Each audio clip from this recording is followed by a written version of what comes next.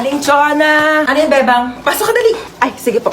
Ano yan? Para sa akin ba yan? Ay, hindi. Basura na kasi to. Makikitapon lang sana ako sa basura nyo. Puno na kasi amin eh. Ito naman, makikitapon lang pala. Pumasok ka pa ng bahay. Sige na, alis ka na.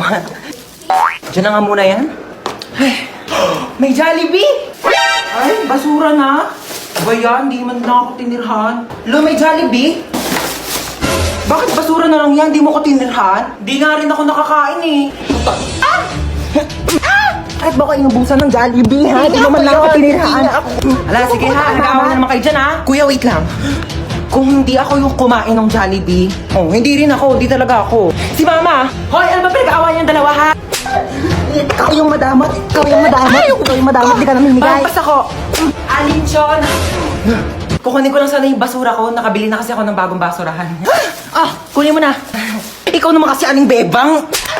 Kayong dalawa, lagot kayo sa akin mamaya ha. Sasabi ko sa inyo.